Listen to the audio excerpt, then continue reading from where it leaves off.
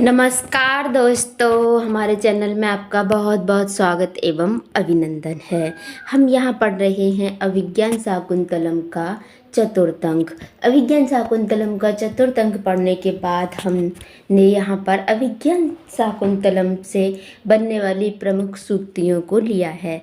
तो यहाँ पर कुछ प्रमुख सूक्तियों को हम जान लेते हैं, जिसमें ये है ना तादृशा आकृति विशेषा गुण विरोधनो भवन्ति।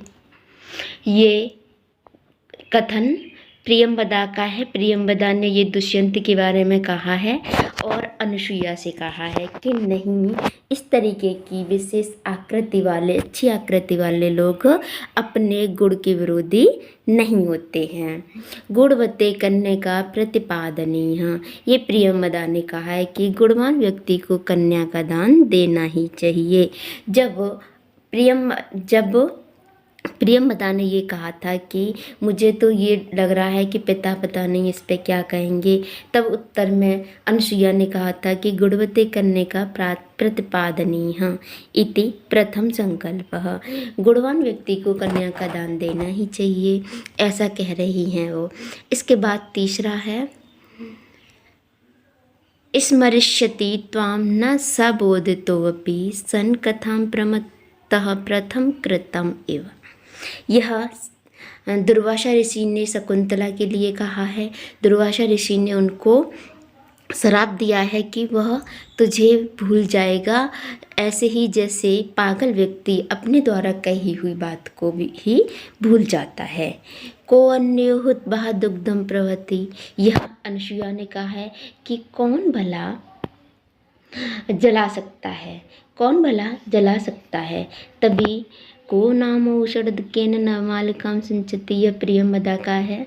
प्रियंवदा ने कहा है कि कौन भला न मालिका को गर्म पानी से सिंचित करेगा। इसके बाद ये कथन शिष्य द्वारा है। जब शिष्य बाहर निकल के आते हैं और देखते हैं कि कितना समय रह गया है।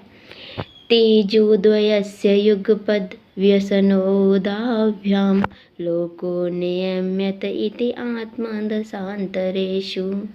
दोनों तेज जो हैं, चंद्र और सूरज, एक साथ आए हैं।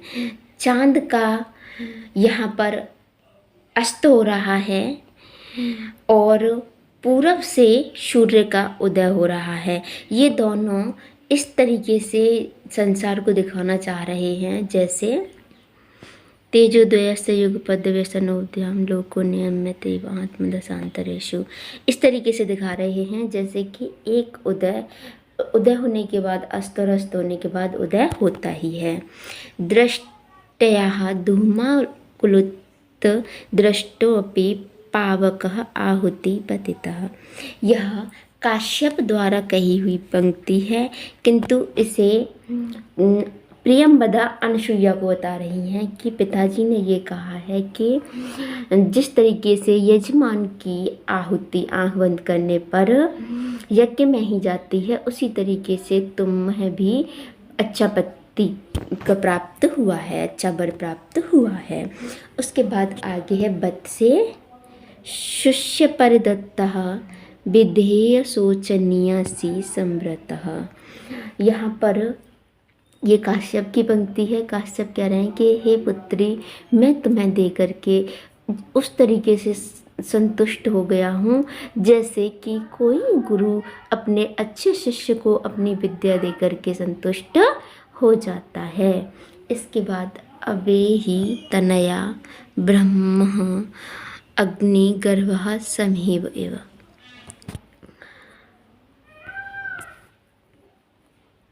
इसके बाद आगे आभरणोचितं रूपम आसुलभै प्रसाधनै विप्रकार्यते।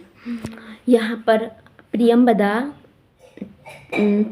कहती है कि आश्रम में जो सुलभ हो रहा है, जो प्राप्त हो रहे हैं शकुंतला को सजाने के लिए आभूषण, वह उनके योग्य नहीं है, यानी कि उसे तो अच्छे अलंकारों से सजाना चाहिए। ये फूल पत्ती जो आश्रम में प्राप्त हो रहे हैं उसे सजाने के लिए, वह उसके उचित नहीं है। हमारी शकी इतनी सुंदर है कि उसे और सुंदर बनाने के लिए उसके लिए अच्छे अच्छे गहने होने चाहिए थे, यह इनके लिए उपयोग नहीं है। पीड़यन्ति गृहिणी कथं नु तनया विश्लेषु दुःखैर्नवैः।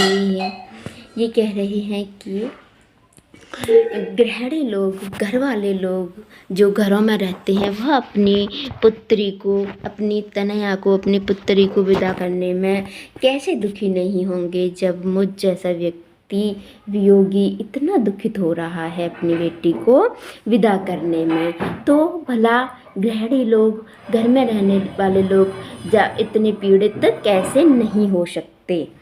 शान्तानुकूलपवनश्च शिवस्य पंथा। ये आकाशवाणी से होता है कि तुम्हारे अनुकूल हवा चल रही है, शांत हवा चल रही है, शिव हवा चल रही है, पंथ मार्ग तुम्हारे जाने योग्य हो गया है, तुम जाओ। अपसृत पाण्डुपद्मः मुञ्चत श्रूणीवलता। ये प्रियंवदा का कथन है। प्रियंवदा कह रही है कि जो यहाँ की लता हैं, जो यहाँ के पत्ते हैं, यहाँ के वृक्ष हैं, वह इस तरीके से पीले पीले पत्र गिरा रहे हैं जैसे मानो कि वो अपने मोटे मोटे आंसू तुम्हारी विदाई में गिरा रहे हैं। ओदकांत स्नग्धो जनो अनुगंतव्य इति श्रूयते। यह सारंगव की पंक्ति है। सारंगव कहते हैं कि हे गुरुदेव, ऐसा सुना है कि नदी, जो गांव के लास्ट तक जो नदी तालाब पड़ते हैं, वहाँ तक क्या होता है, अपने प्रियजन को विदा किया जाता है। गुरुवपि विरह दुःखम आशावंदो सहायति।